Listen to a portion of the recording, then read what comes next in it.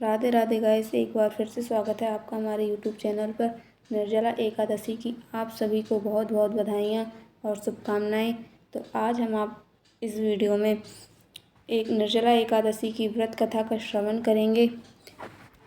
ज्येष्ठ माह के शुक्ल पक्ष की एकादशी को निर्जला एकादशी कहते हैं। ये एकादशी वर्ष में एक बार आती है। चलिए तो हम व्रत कथा को सुनना प्रारंभ करते हैं।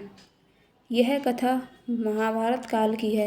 एक बार महर्षि व्यास ने भीम से कहा, हे पांडुपुत्र, यदि तुम नरक के कष्टों से बचना चाहते हो तथा मोक्ष प्राप्त करना चाहते हो तो तुम्हें भगवान विष्णु की पूजा करनी चाहिए, दान करना चाहिए तथा प्रत्येक मास की दोनों एकादशी तिथियों को व्रत करना चाहिए। यह सुनकर नरक का उल्लेख सुनकर भयभीत भीमसेन ने व्यास से कहा, हे पितामह, मेरे भाई युधिष्ठिर, माता कुंती, द्रौपदी, अर्जुन, नकुल और सहदेव सभी एकादशी का व्रत करते हैं।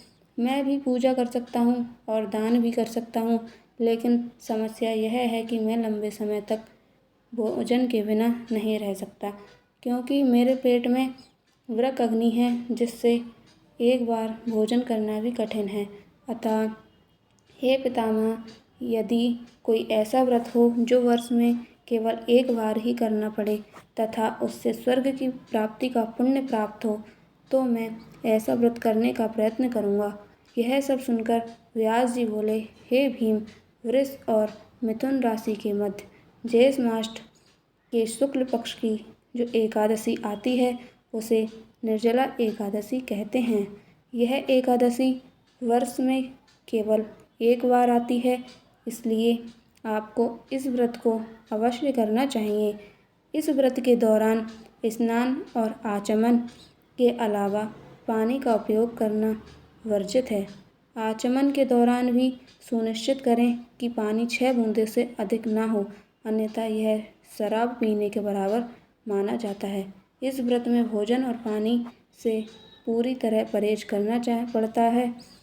यदि कोई ज्येष्ठ शुक्ल एकादशी को सूर्योदय से लेकर द्वादशी को सूर्योदय तक जल नहीं पीता है तो उसे वर्ष की सभी 24 एकादशियों पर व्रत रखने का पुण्य प्राप्त होता है।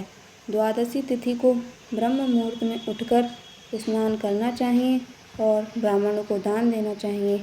इस दिन ओम नमो भगवते वासुदेवाय मंत्र का जाप करना चाहिए।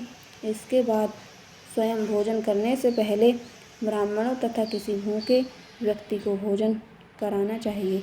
निर्जला एकादशी व्रत करने से प्राप्त होने वाला पुण्य वर्ष भर की सभी एकादशियों के पुण्य के बराबर होता है।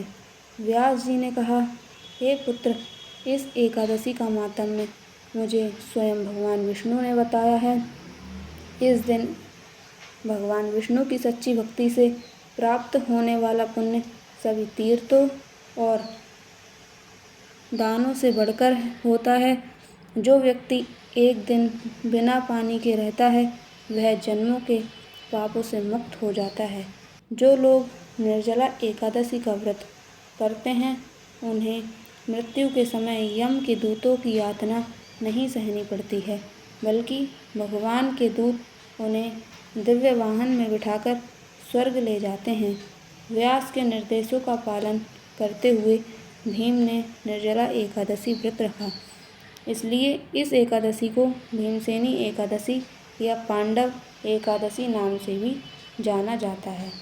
तो ये आज की हमारी छोटी सी निर्जला एकादशी की व्रत कथा थी।